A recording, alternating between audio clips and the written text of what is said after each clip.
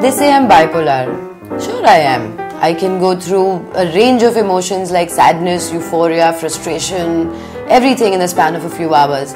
There are times when I'm a complete emotional wreck, with fears and guilt and insecurities. And there are times when the smallest of incentives will make me euphoric. So yes, I am bipolar. The most important thing I found for myself was to avoid self-pity. And it wasn't very difficult because the moment I found out that I was bipolar, the most important things for me were my independence and my dignity. Which meant that I did not want to be dependent on anybody for anything. I did not want their pity. And most importantly, I did not want to impinge on those who love me the most by being dependent on them.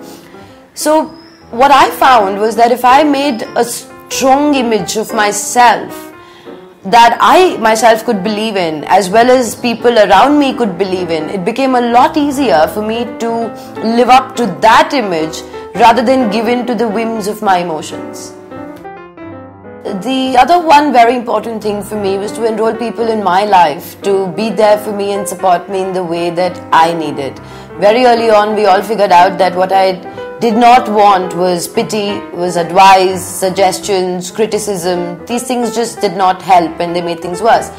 All I needed from them was for them to be there and maybe even discuss the situation with me until I myself came upon the realization that, helped me come off that episode.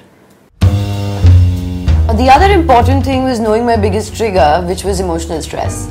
To avoid it, I completely had to change my lifestyle. So I moved out of the cities, came to a place like Goa, simplified my life completely, but most importantly, changed my personality so that it was less judgmental, more aware of my own responses, more tolerant, more patient, and most importantly, I developed a sense of humor.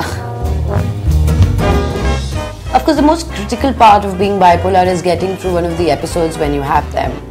And for me, the mantra that goes on in my mind is that this too shall pass. I keep reminding myself that I'm feeling the way I'm feeling, not because there's really something terribly wrong with my life or myself, but there is a chemical imbalance in my body. And that gives me a slight level of detachment that makes sure that I never go completely down that road. On the other hand, I also do have a crutch, which is my work. My work totally appeals to my intellectual side, which kind of helps me overcome these emotional upheavals. But there are also times when even that doesn't work. And when that happens, it's really just about waiting it out.